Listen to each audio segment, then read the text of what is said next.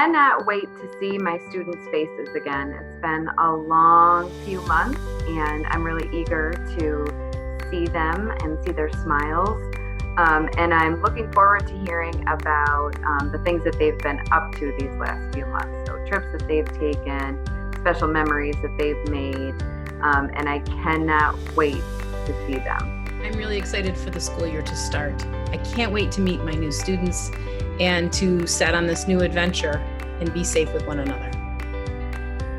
Hi, I am looking forward to the changes occurring at school, and these are very unfortunate and unique times, so it will be very interesting to see how the school will function. I think I'm looking forward to meeting my students and having fun with them the most, making those connections with them and their families, and sharing the idea that as much as they want normalcy and to be back in school and see their friends and teachers, I know for myself, I feel the same way, and I'm looking forward to that.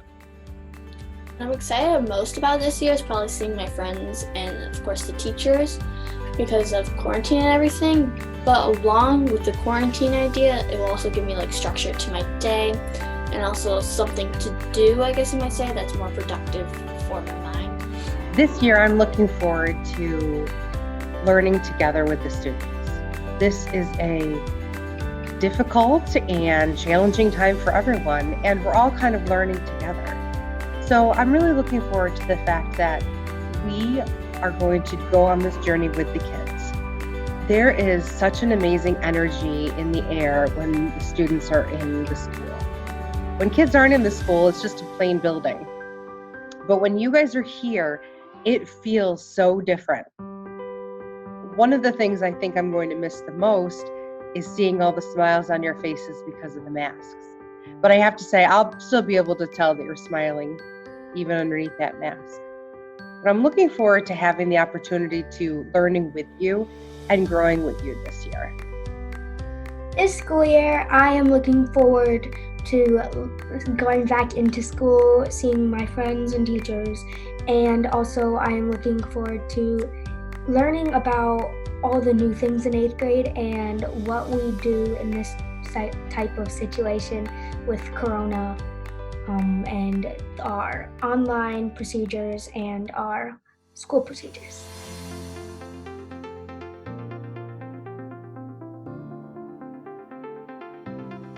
I have to say that the number one thing about setting up a successful learning environment, and this was for teachers too, when we were taking care of things in the spring, is making sure that you are away from distractions. Getting up and showering and getting ready for school, just like you normally would, is really helpful. You might be in comfier clothes than usual, but when you're ready to sit down and take care of schoolwork and sit down for your classes, to be at a desk or at a table, to not be in bed, and to make sure that you have some coworkers.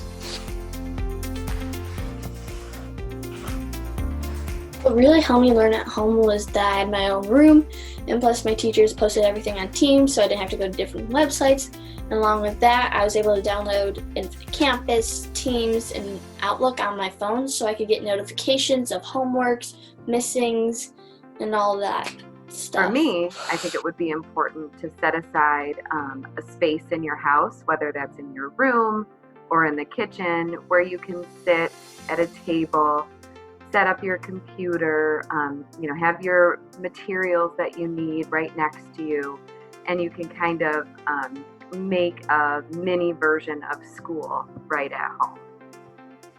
A successful at-home learning environment for me is sticking to a schedule, making one and sticking to it, and also making a space that's organized and clean and knowing what I'm doing and setting it up the night before so I could know what I'm doing the next day. And also sometimes working with friends on some projects or assignments is better for you and you get more feedback with that. A successful home learning environment should be a space that you're used to doing work in. We have a designated space at our house where our kids sit down, they do their work. It doesn't have devices sitting near them. They don't have the TV on. But most important, I ask them to come with a positive attitude, even knowing if it's a topic that might be difficult for them, but to give them their best. What it probably shouldn't have is a lot of distractions. So try and minimize those and put those away, and have it be something familiar where you're used and comfortable to going back to that place and putting forth your best effort and getting some work done. A successful home learning environment for me requires an area that promotes the highest level of productivity, comfort, and will help me focus with no distractions around me. So when I think about a successful learning environment, I think about a place where you are comfortable, a place where you are prepared, and a place where you are ready to learn.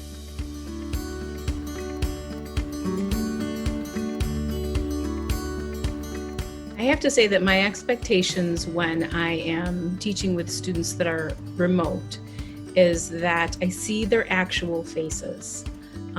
That was a big bummer before in the spring when we wouldn't see your faces, or if you would just put up a picture. I would also expect that you're not in bed or underneath your covers, that you're sitting up and you're paying attention, and that you participate. That's really important. My expectations for students when I am holding my online learning is that, number one, that you are on time. You are expected to be on time to our classrooms, so we expect you to be on time to the online learning as well. I also ask that you come prepared. Please make sure that you have your materials, whether that's homework, whether that just be something to write with. Make sure you have everything ready to go, because this is a class and it's important that you come prepared to all of your classes. Make sure that your homework is done. All the expectations that we had for you, we expect also when we're online learning. I want you also to use this time to ask questions. My expectation is that you have the opportunity now to ask us questions, to seek clarification, to seek help on whatever it is that you may be struggling with. And if you're not struggling with anything, that's okay too. But please come prepared. So if you could be on time, if you could be prepared, if you can have all of your questions ready to go, that's going to help us be more successful when we're doing our online learning. For synchronous learning, I'm looking for students to continue to be polite, kind, and courteous to their teacher and their peers. But also to pay attention to your mute button. You want to make sure that you're muted unless you're meant to be talking. And then also come ready to participate. One of the things I found most helpful during this time for the synchronous portion is not having it be all teacher, and having students participate either by asking questions or responding to others. So come ready to work and participate. I would expect a lot of the same things from them that I would expect of them in the classroom. One of the biggest attributes of being a successful student, in my eyes, is being a self-advocate. Making sure that you're asking questions when you have them, getting clarified expectations so that you know exactly what the teacher is asking of you. I also think it's important, just like if you were in the classroom, to put forth your best effort and to make sure you are as focused and attentive to the instruction as you possibly can be.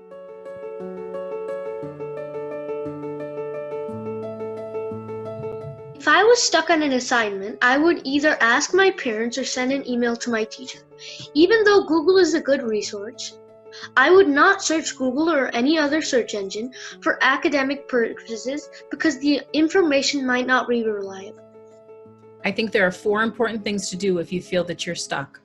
First, post a question on your team's site so that you can ask that question. Take pictures of the issue if necessary so that we can help troubleshoot it.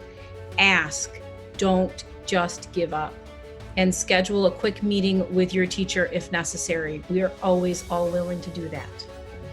If I was stuck while working at home, I would either email the teacher for help to see if they could help me understand better what I am doing wrong or what I am confused about. I would also ask my friends who are in the same assignment, but I would not say the same answers, and they would not tell me the answer. I would just want them to tell me, to explain to me what the question is about and maybe what I am getting wrong. And I would also ask a parent and or family member. If a student gets stuck while working from home, first I'd want them to take a break. Take 5-10 minutes, then maybe come back to it with fresh eyes. If they're continuing to have an issue, I would ask them one or two things. Is it a content-related question? They don't understand what they're learning, or is it the tech piece of whether to submit an assignment or something related to, obviously, the school closure? And then lastly, I would remind them to ask 3 before me. So you can ask your peers, ask a sibling, ask a parent. And then if all else fails, rely on your teacher and ask for some help. But another cool feature of Microsoft Teams is the ability to post into your Teams page and ask questions. And I think that that's a really great idea for students who get stuck and have questions, because you might have some of the same questions that other classmates have. So by the teacher answering your question, chances are they're probably answering some of your peers' questions as well. So it's helpful for the whole entire class. When I was stuck on a question or a topic, I would look online for video, and if I couldn't really comprehend it, then I'd ask my family or text a friend, see if they could help me try to explain it. If that didn't really work, then I'd email the teachers through Outlook, and then they'd probably respond, and then they'd help me with the homework. I want you to reach out to us. Now, what does that look like? So I want you to either send us an email, tell us what's going on. You can actually even call our work numbers, and if we're available, we'll obviously answer. But if not, you can leave us a message, and that actually transfers into an email to us. We want to know if you're stuck. We want to know what's going on so that we can help you. But if you don't reach out to us when you get stuck at home, then it's going to be very difficult for us to be able to help you with that. So my one goal, my one idea for you is, if you get stuck, please reach out. If you reach out to a friend of yours, a peer of yours, they might be able to help you out too.